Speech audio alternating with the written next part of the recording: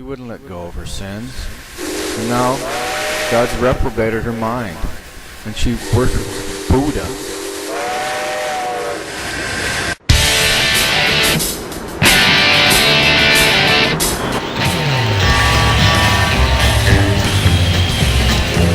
I hear the train a-comin', it's rolling around a bend, and I ain't seen the sunshine since I don't know when.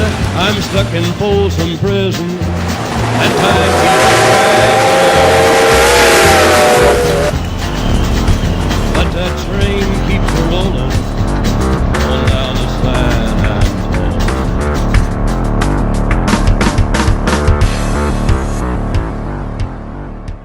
Dear Generals, I did as ordered. I got a job.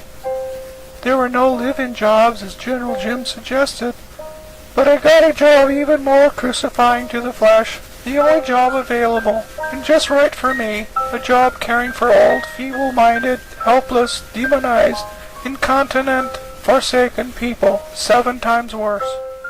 That person ended up being my mother.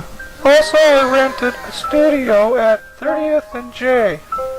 A very quiet and lonely place to come home to and fight off demons. There is freedom out in the world. Because the pain, it never goes away. Hopelessness, depression. There is freedom out in the world. Despair, hopelessness, depression, 7 times worse. So one day Lila came up and she said, God is going to bring about a judgment in our camp.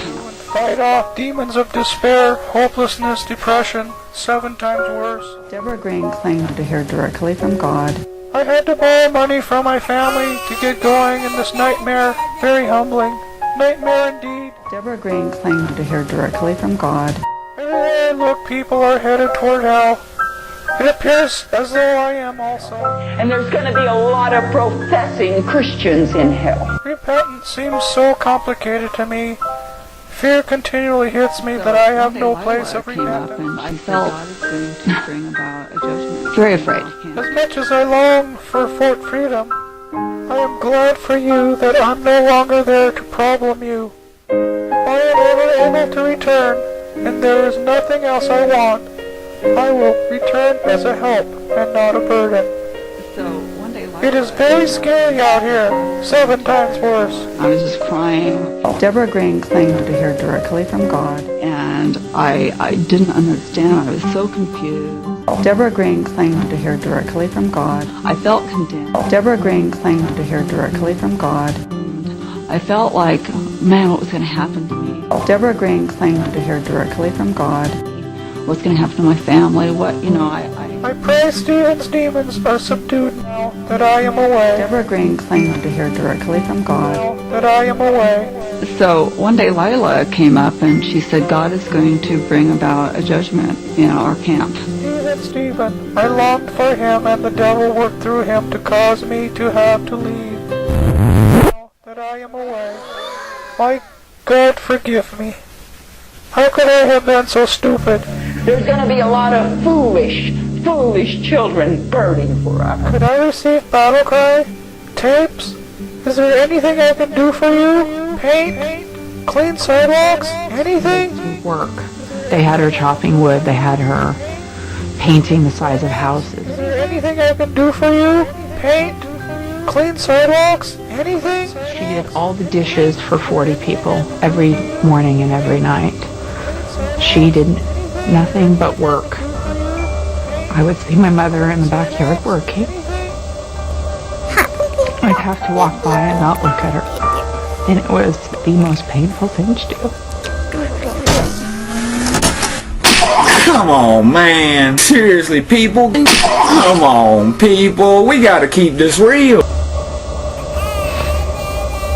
We have got to stop listening to these wanks. It's just profit for these shameless turds. Give me the guys. Eventually, my stepfather told my mother to leave.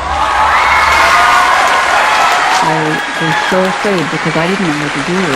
I wanted back in the God's army. Why? On and on and on and on and on. And come on, man. What was I thinking? But I realized that at this point in my life, there's nothing really that I can do because I can't reverse life. Thank you again for your long suffering towards me. Forsaken.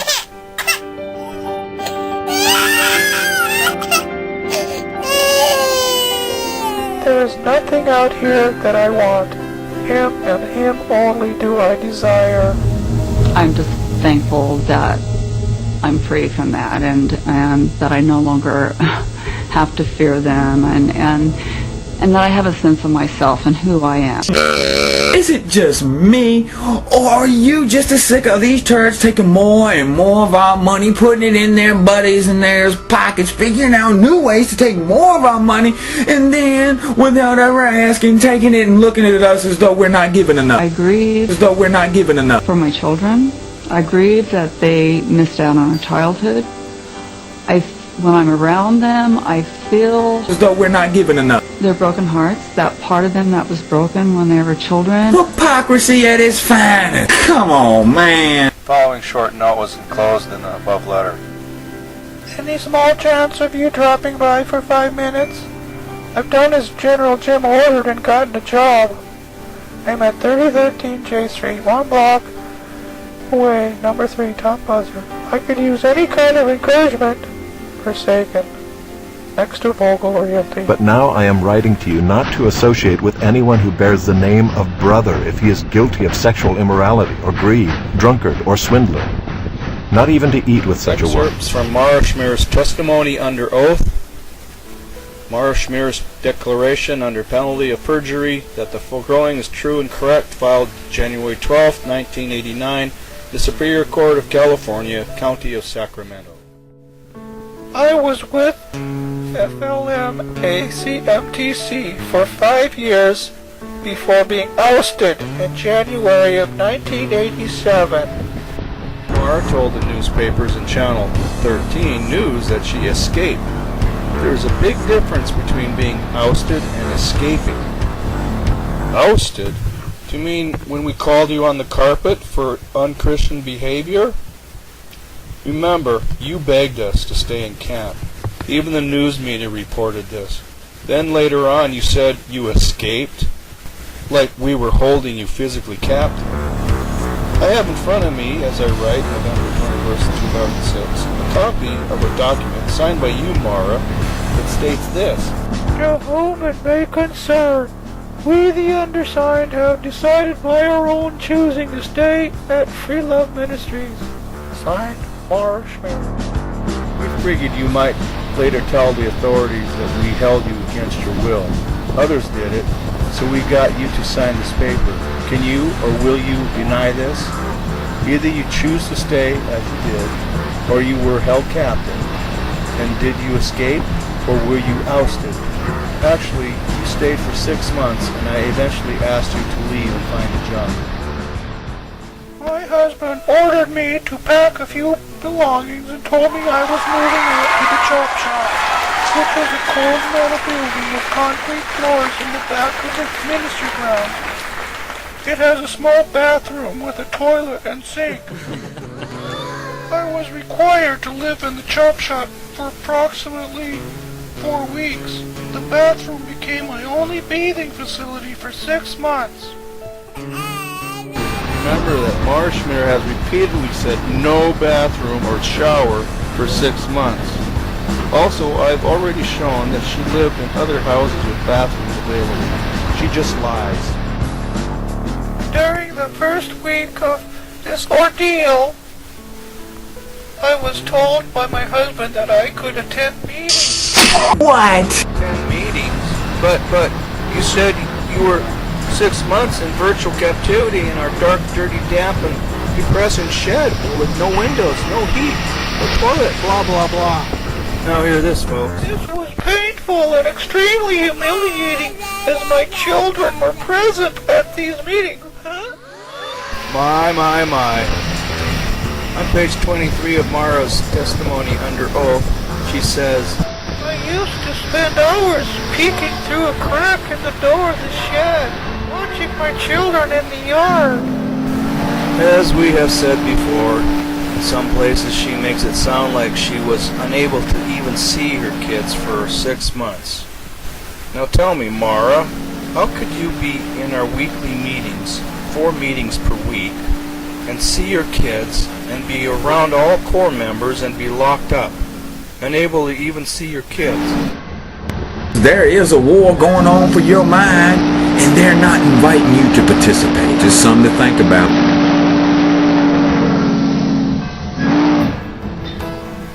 I stayed in a room right next to the sanctuary. Lil Green not knowing that I was there. Really? You mean to tell me that we didn't know where you were living while you were supposedly our prisoner?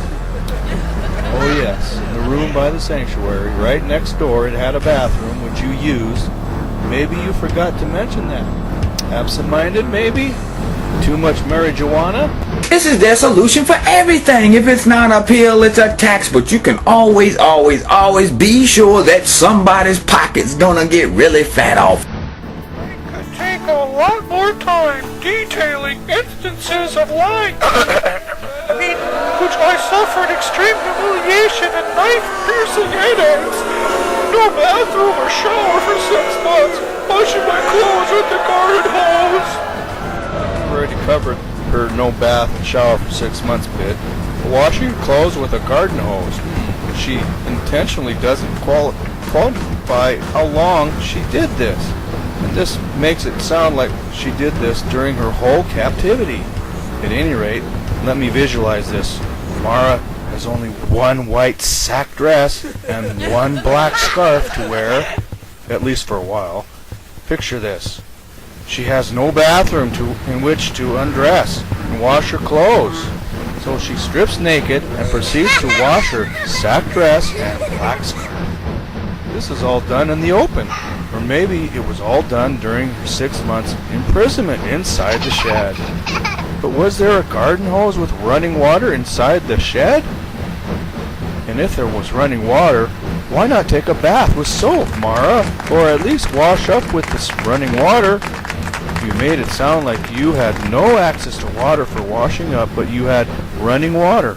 Having to tie Stephen to my wrist. I could go on and on. Wait a minute.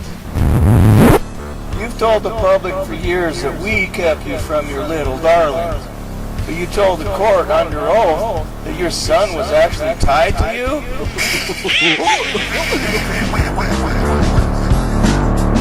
I loved my husband, obviously more than he loved me. For years he was as my knight in shining armor. We never talked about divorce. You loved your husband. You would have remained faithful. You loved your husband. You would not have consistently taunted him about all your former sex exploits. Most of the camp knew about this stuff. So why didn't you mention it in your testimony under oath? Did Bobby Blazerboy tell you not to? Sure he did. You really loved your husband's financial support. Colonel Phillip was and is a dedicated hard worker. You blew it, Mara. I watched Diantha grow in pregnancy while I was under the judgment. It was excruciatingly painful to be unable to share in the joy of my unborn grandchild. What a crock. Everybody at camp knew you and your daughter never got along. And now you're telling my viewers that you watched Diantha grow in pregnancy? But I was told for over 2 decades now that the old mean generals, or was it your old mean husband, kept you prisoned in a dirty shed for 10 weeks. Or was it 6 months? Mara, you really are tiresome with your stories. My children also suffered extreme distress. For a total of 9 months, they were separated from me. Here we go again. That separated from my children stuff. I've already covered this big lie. I was dumbfounded. I tried calling General Lila on the Chop Chop telephone. Oops. Here we have Mara admitting that there was a phone in the chop shop. And if you remember, ladies and gentlemen, she and Jackie lived in there for a little while. Let me ask this. If there was a phone in there, why not call the police, Mara? Duh. They would have come to your rescue. All ministry phone numbers are now changed and unlisted. I cannot call Nathaniel. By the way, we had 2 phone lines in the shop, and those numbers were never unlisted or changed. Funny, Mara, I have your voicemail on our answering service after Iantha called you and left a message for you. The following is Mara's daughter's original conversation over the answering service.